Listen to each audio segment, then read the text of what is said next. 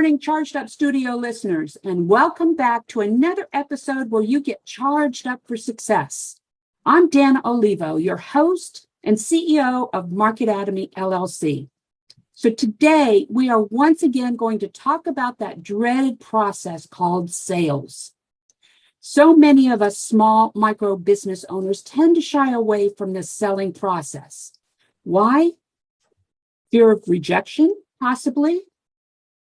Getting tongue-tied, not being able to, clearly emphasize what it is that we're selling. I don't know. Most salespeople are worse at the most important part of selling, which leads to a lot of wasted effort, lost sales, and unnecessary discounting. Mark Boundy focuses on the critical, widespread performance gap, creating customer perceived value. Value-focused wins more. Let me say that again. Value focus wins more. Better customers at the right prices and creates winning, rewarding cultures. Keep your methodology, your CRM, and your other tools, but build your system's value acumen and reap the rewards. Mark's book, Radical Value, provides guidance to creating a value-focused culture in your sales force and throughout your company.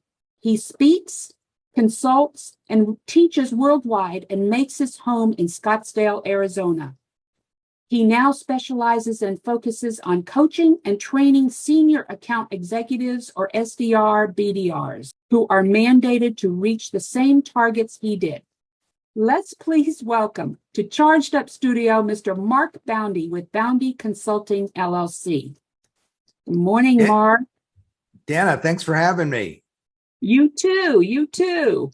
I'm glad to have you here talking about one of the most sensitive topics that small business owners talk about. Yeah. So let's first talk about how did you get into this selling industry, and how did you originally start your book? Yeah, my journey into sales was a 15 or 20 year cage match that I lost. It was on the one side, it was people saying, Mark, you need to be in sales, and me saying, I'm not in sales. I don't like sales. I don't want to be in sales. Sound familiar if you're in a small business? Yes. Right? I think you talked a little bit about hesitancy and fear of rejection.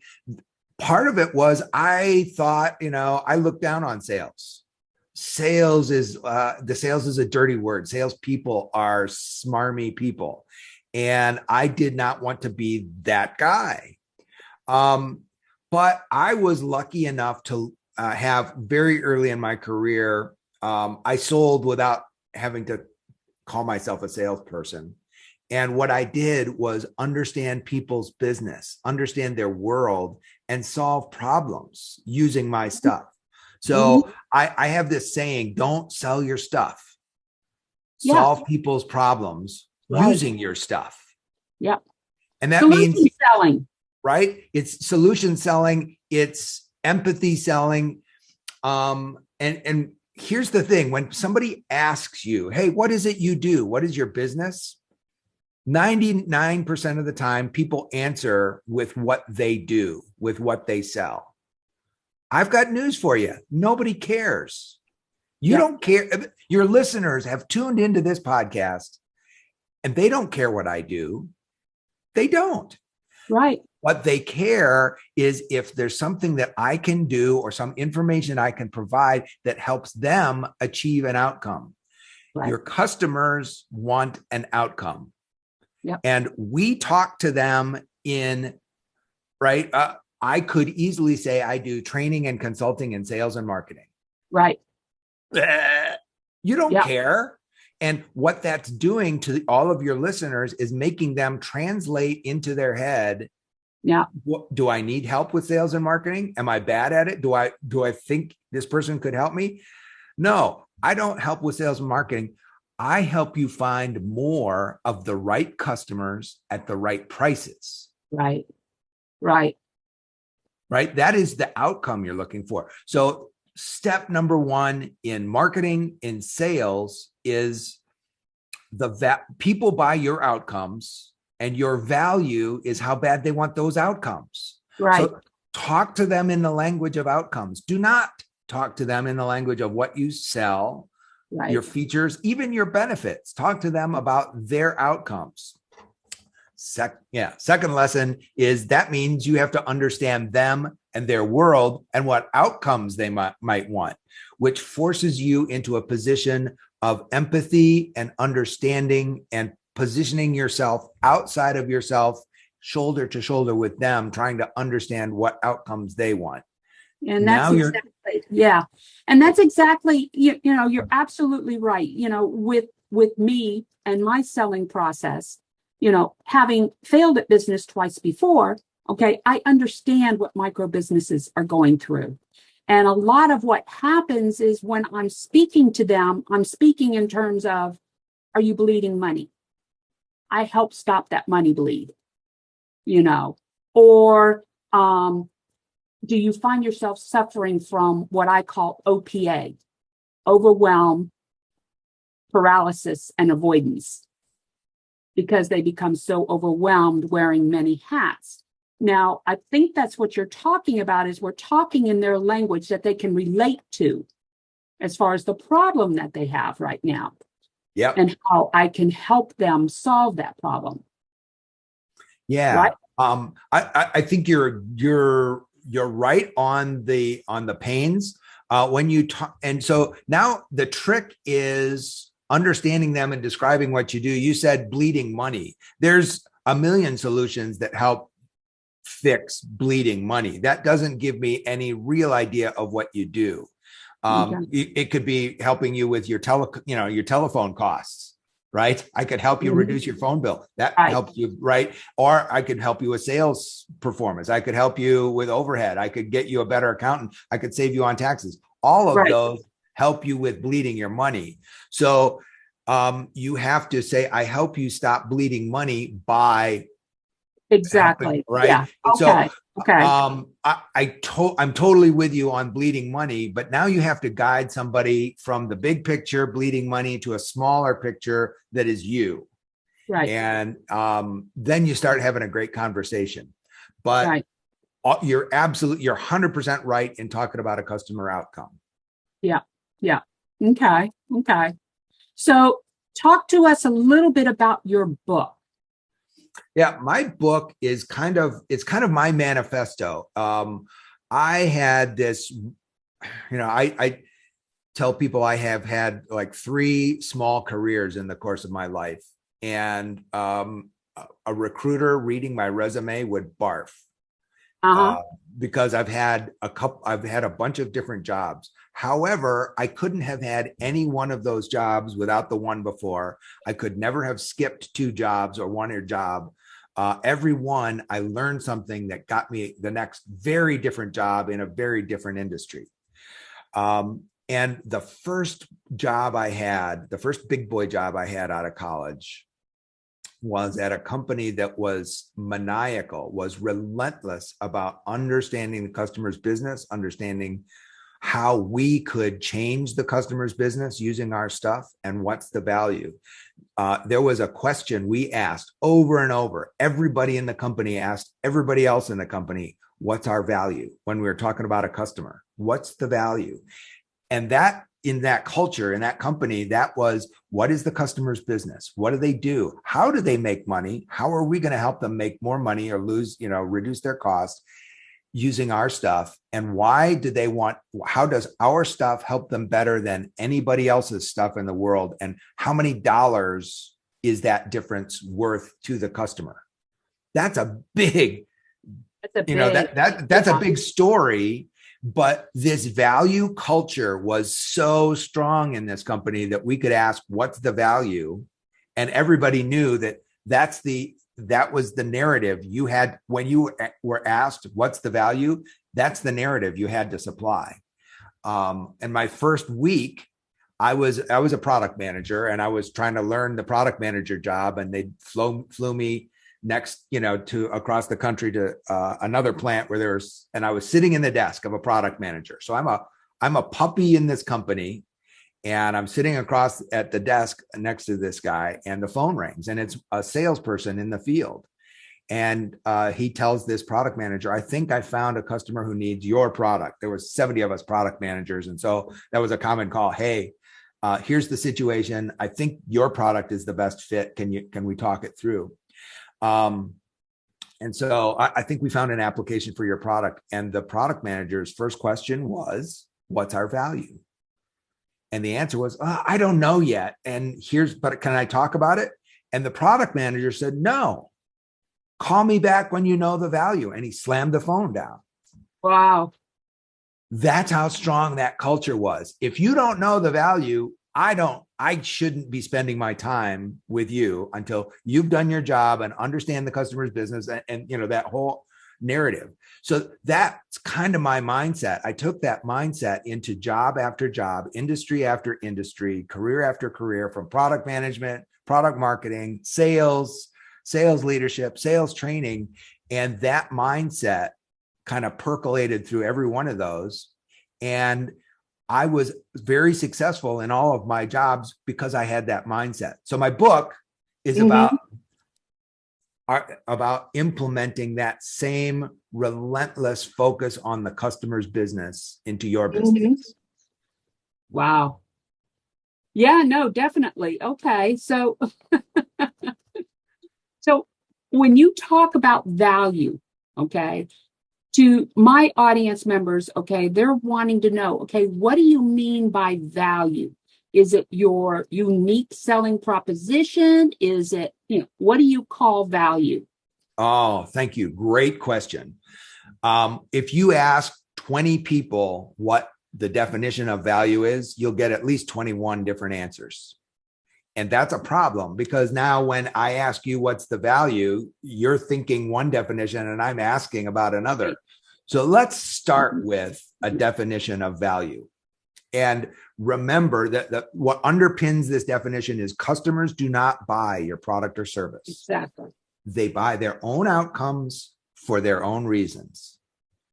So value is the desirability of the outcomes a customer achieves when they do business with you.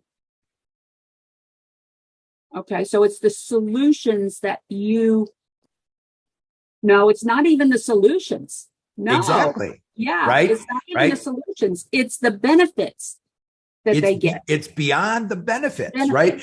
Yeah. Let me illustrate the difference between features, benefits, and outcomes. Okay. There's a famous Harvard business professor, marketing professor, who said customers don't buy a 1/4-inch drill; they buy a 1/4-inch hole.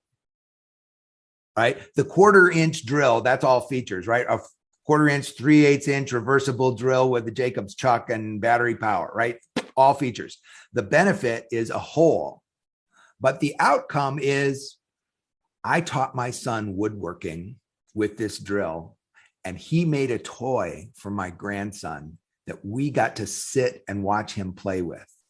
The outcome is, in COVID, while we were locked down, I printed large format. You can order print photographs printed on canvas in huge format.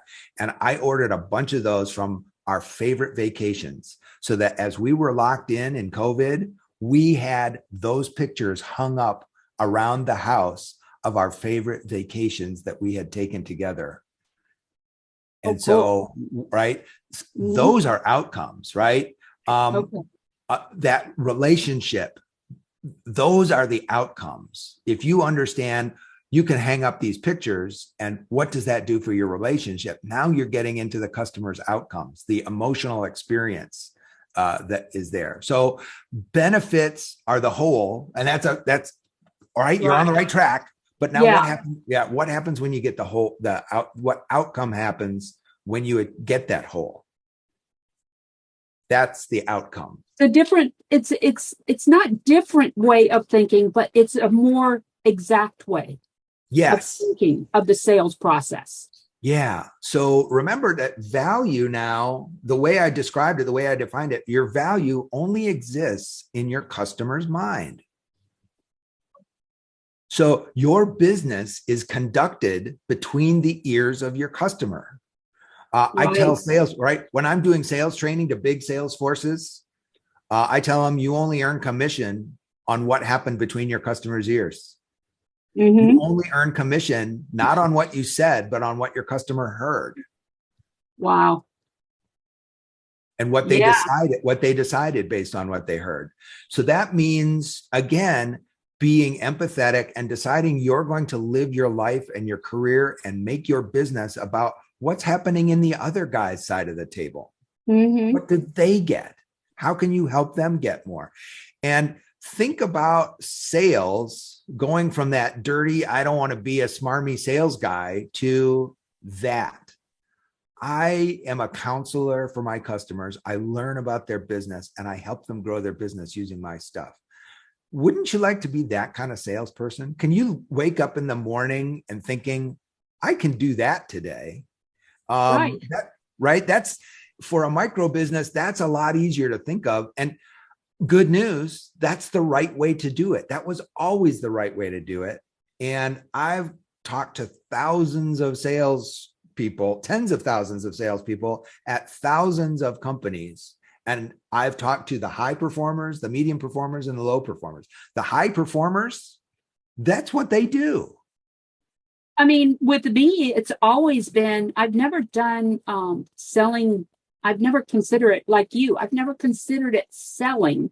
My first purpose is to get to know the person, create that relationship first, because by doing that, I have found that I uncover unknowing to them where some of those issues might be. Yeah, Dana, great thing. That relationship thing. I think I'm a grumpy old man. Now get off my lawn, right? When I hear the word relationship, because especially in COVID, that relationship might mean a bunch of things. One of them is personal affinity, right? I know their kids' names and I know their hobbies and birthdays and all that stuff. This is the grumpy old man coming out. That stuff barely matters. I have seen cold fish who know none of that, care none about that, and are still top performers. So if that's your personal style, and more importantly, if that's your customer's personal style, you have to do that, but it's only the price of admission. Right. Relationship also means credibility. Yeah. They think I know what I'm talking about. They think I'm going to do what I say. They think I understand them. There's research that says only 15% of high-end business-to-business salespeople understand their customer's business. 85% of B2B customers with sophisticated B2B salespeople calling on them think this person understands my business and my life. So nobody's doing it. And only 3% of salespeople are considered trusted advisors. And this isn't micro business. This is people who hire, this is companies, big companies who hire professional salespeople and give them wads and wads of training. Only 3% of the time are those people trusted experts, and 15% of the time do they even understand their customer's business. So a lot of people are doing it wrong. That's, it's job security. It's job security for me, but as a micro business, that's what you're competing with when you go up against a big company. So A, don't be afraid of them. And B, this is what the best salespeople in the world who are highly trained experts do. The high performers, that's what they do. They just care. Yeah, no, definitely. As a strategist, there's another element that I have that or that comes with being a strategist when you're working with a company, and that is I'm involved in the deep levels of the company in order to strategically be able to work with them, to grow their business. Okay, there are things that they have to trust that I'm going to keep to myself, those kind of things. Absolutely. So that relationship, right? That word relationship, again, it means a bunch of things. And I have this saying that word means so many things to so many people that it doesn't mean anything. Right. And so relationship is one of those words. And so I am not opposed to that personal affinity liking stuff, but I am not I'm not convinced that it makes much difference, or that unless a customer really insists on it. And in COVID times, those customers are becoming fewer and far further between. Right. Right. But relationship also means credibility, trust, faith, empathy for one another. That credibility gets you to the point where you start co-creating a solution. So instead of you and the customer being on opposite sides, having this adversarial conversation, you come around on their side of the table and say, let's solve this problem together. Let's both look at the puzzle right side up from your perspective, and let's figure out this puzzle right side up for you. And I'm not going to translate for you any. I mean, I'm translating what I say into your language. Right. Right. So, this is just a question I'm throwing out there. You know, we hear this word thrown around a lot when it comes to sales. Rainmaker. What is your thoughts on the term Rainmaker? Rainmaker is somebody who sells a lot, and that can either be done in a very manipulative, short-term fashion that ultimately fails long-term, or you can be that genuine person who brings in the right clients who are going to love your stuff and last a long time. So a rainmaker can be either one of those. And so that's a term that I approach with caution. Yeah. It's great to have lots of sales. And if you are in a short-term need for cash, sometimes we take the wrong kind of customers. But I think we've all had those customers that we're sorry we won. Yeah. No, I agree. It's some of those that have to fire. Yeah. And so a rainmaker, the traditional term rainmaker often includes somebody who doesn't care. I get my commission for the bad customers or the good customers. I'm just looking for my commission. Yeah. And so rainmaker, I approach that word with caution. Let's just leave it that way. Yeah. It's not bad. It's not good. There's some of each in that word. Yeah. And I agree with you. You know, the term is loosely used out there in the market. To me, a rainmaker is not only those that bring the sale in, but those that have the connections that can help grow the company. Yeah. I was just going to say that oftentimes the rainmaker is somebody who has connections and who's great at the business development, the relationship development. In my world of business to business selling, you often sell to an entire decision committee rather than to a person. And so you have to know everybody on the committee. And so many times salespeople want to just go to the person who owns the budget, not all the people who are telling that person what to buy and what to avoid. Right. I mean, successful people talk to them all so that they know what everybody's saying to that budget owner. A rainmaker, a great business development person, understands all of those people. And in addition, if you've got some differentiated feature or benefit that turns into an outcome for somebody outside of that committee, right? You want to bring a new person into the committee, make that committee bigger, and pack the court in your favor by adding somebody who desperately wants you to win. Right. Yeah, I come from the architectural engineering and construction side of the business, and a lot of times we would have pitch meetings, and the pitch team, meaning the judges, would sometimes be 4 to 5 different people sitting at that table, and we would have to get to know each of those individuals prior to the RFP coming out, the request for proposal. Prior to that coming out, we have to get to know them and create a relationship with them. There's that term, relationship, but understanding what are their hot points so that we're addressing them when we're pitching to them to win the project. Exactly. And so there's a lot that goes into the sales aspect more than the actual sale or the contract that goes into it, Yeah. Boy, Yeah, Dana, that brings up another whole thing with me. yeah, Um, yeah, we often call, and I work with clients whose business involves repeat sales to the same customer. right. So if you're in a business that you make a sale and then you never have a relationship again, this advice doesn't make much sense to you. But bear with me.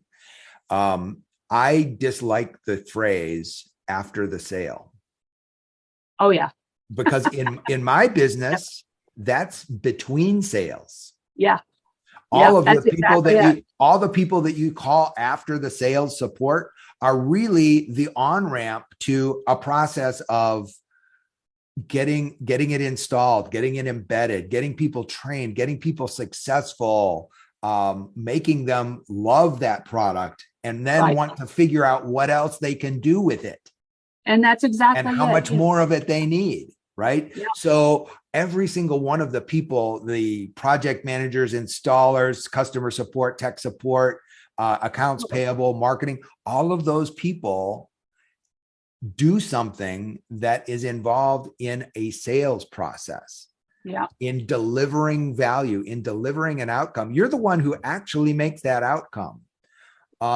Think about this. This is a movie split screen. Hmm. On one side, it's on the sales floor. And this happens during the moment where you got news that the executive signed your contract. Right. On one side, it's the sales floor and people are high-fiving and maybe there's a bell ringing and there's attaboys and whoots and hollers. And on the other side, the person who's in charge of making this thing work has suddenly got into the cold sweats because now, for the first moment, they are fully accountable. Yeah. Imagine that split screen.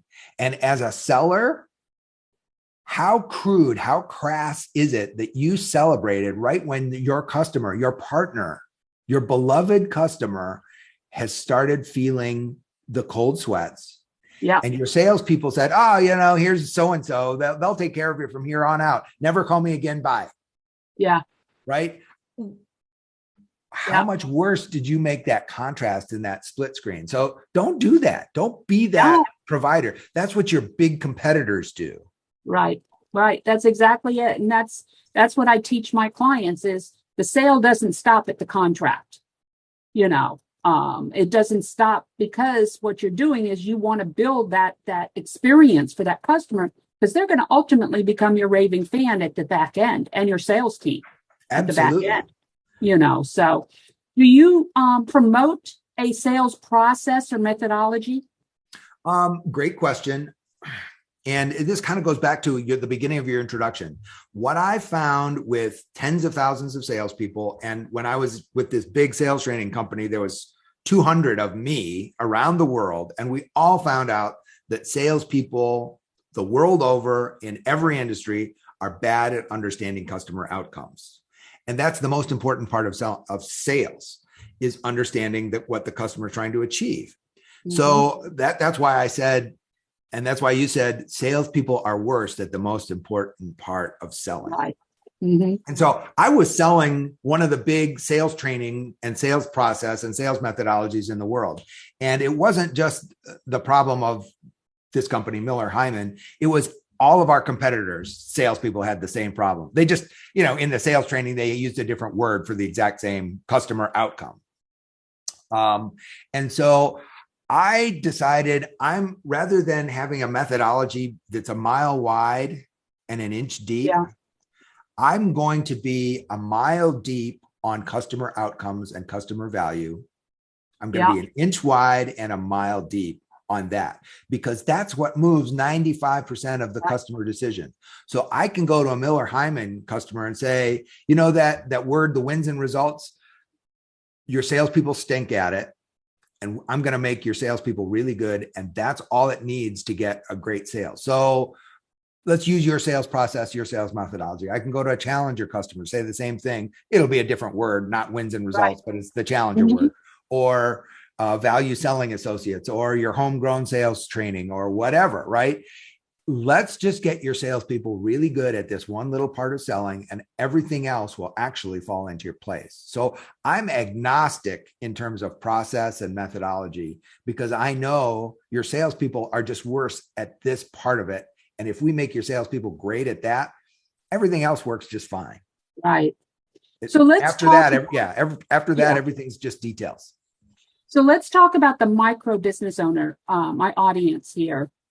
When it comes to sales early on and you don't have a sales team, the importance of the owner as the sales contact and how they need to, or not need, but how should they approach the sales process from their passion? You've got an advantage and you've got a disadvantage. The owner's disadvantage is that you're passionate about what you do and you're passionate about your technology or your process or your stuff. And you're so passionate that you want to tell people how great your stuff is. Right. And nobody cares. Yeah. Again. Yeah. Right. And what you need to do as the owner, the first thing as a small business owner, the sole salesperson, is stop. Get in the mindset to succeed. You have to stop being proud of your stuff and start being proud of how well you listen to your customers' stuff. Right. Right. And understand their life, their world, their vision. And you know what? When you really understand the customer, it's pretty darn easy to turn your stuff into something that fits their world perfectly. Right. That's not the hard part. The hard part isn't fitting your stuff into their world. That's easy. The hard part is understanding their world so well so that you can do the easy part. Exactly. Exactly. No, that's absolutely right. And that's what we've been trying to say through this whole program is the fact it's not your stuff that sells. It's your understanding of the customer. Yep. And their needs that sells. Yeah. On Jeffrey Hazlett's podcast, I said, I just flippantly said, best listener wins. Yeah, he wrote that down, right? Sounds like Jeff. Right. So I said that to Jeff and he said, I love that. I'm going to write that down. That's the quote of the day. Yeah. The best listener wins, right? When you truly listen, that means you're seeking understanding of the customer's life, their world, their situation, their hopes, their fears, their aspirations, their jealousies, their problems, the problems they have at home. You understand those better. And now you can turn your stuff into their solution. Right. Can I just tell the story that talks about that, right? So I was selling money. I was a commercial mortgage lender for GE Capital, big commercial lender. And a owner of a company came to us. And like a lot of small business owners, the real estate was held in one entity, one LLC, and the company was held in the other. So the company leased some property from the property owner. And so he had taken investors into his company, but he owned the real estate himself and hadn't written his children into that entity, into that trust. And so he was buying this piece of property for $8 million and hadn't written his children in yet. And the normal procedure is if you're going to change the borrowing entity, we're going to charge you 1% of the loan amount to change the borrowing entity because it's a new loan. So to write his children into the trust on an $8 million loan is $80,000 just for estate planning on one of his 16 properties. So this was no joke.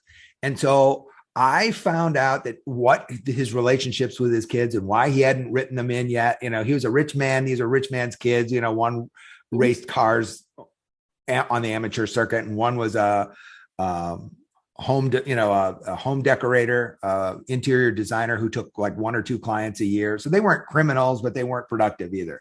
And he hadn't written them in, right? He was afraid of rich man's kid syndrome. And so what I did by listening to him and listening to this whole story, and I'm talking about commercial real estate and construction schedules and certificates of occupancy and attornment and all kinds of technical legal crap with him and his CFOs. And I learned about his relationship with his kids.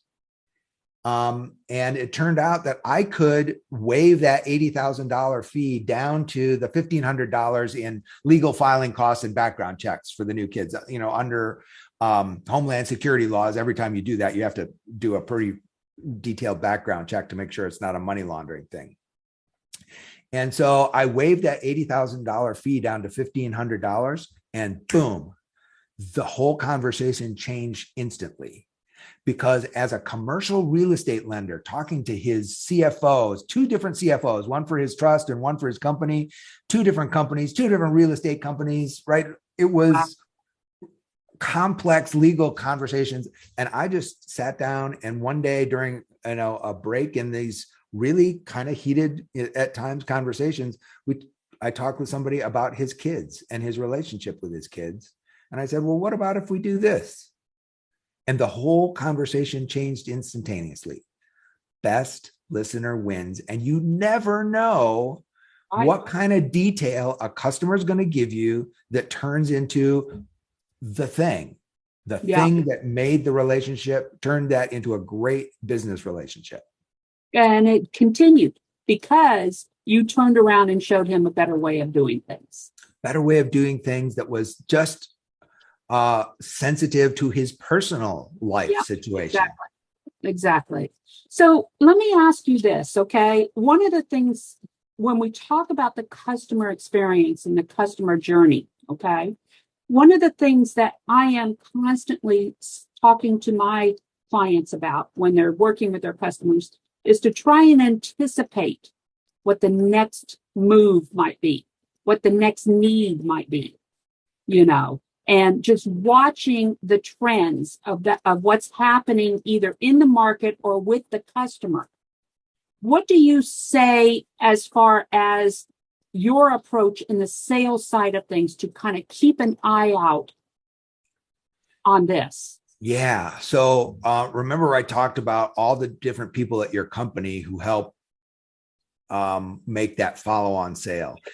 As they are doing their jobs, making that customer happy, they should also be having that same conversation I had about that, the customer's adult kids who were not criminals, right? Mm-hmm. They should learn, every single one of your people should be having those personal conversations. And even more importantly, far more importantly, business conversations about what's going on. Because, the person who installs your equipment on a factory floor gets to talk to people, gets to learn about trends that nobody else in your company has a prayer of understanding. So your company should have a whole series of sensory organs, every single one who touches the customer, and everybody should be attuned to what's going on at your customer and be encouraged and rewarded for sharing those insights that they get. Yeah. When you become a company-wide sensory organ rather than the owner only or the salespeople only, you have access to parts of the company nobody else has. None of your competitors take advantage of. I can promise you. Oh, yes. Right. A big company. Nowadays we have to. A big company competitor tells all. I have big company clients that have 15 different roles that touch the customer, 2 of which have a sales title, and 12 or 14 of which are, customer service, installation, project management, blah, blah, blah, blah, blah.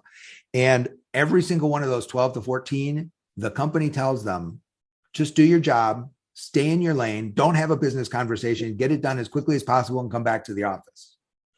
You as a micro business owner are competing with companies like that. You're competing with companies that have forced themselves, have structured themselves into a series of blindfolds.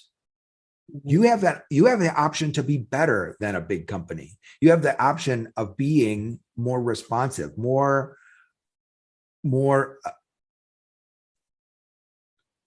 responsive, empathetic, understanding, quicker turnaround, quicker turn. So take advantage of that and take advantage of your advantage by just deciding you're going to care about your customer all the way through their journey. Okay. Well, we're coming up on the end of another episode here on Charged Up Studio. Can you tell our listeners where they can find your book? I am Jeff Bezos is selling my book. Easiest place to get it is on Amazon. Look up Radical Value Mark Boundy and you'll find me. It's black and white with a little bit of red and a tiny bit of blue on the cover, and it just Radical Value. You can get a hold of me if you want at mark@boundyconsulting.com, BOUNDY consulting.com. Very good. Very good. Well, I really appreciate you joining us today, Mark. So that concludes our podcast for today. So please leave a review on any of the streaming platforms you're listening to, or go to our Charged Up Studio Facebook page and leave a review there. Charged Up Studio is a product of Market Academy, the e-learning system specifically designed with the micro business owner in mind. For more information and to register for our many courses, go to marketacademy.academy. Thank you, Mark, once again. And everyone out in the audience, go out and have another charged up week. We look forward to talking to you again next week. Bye-bye.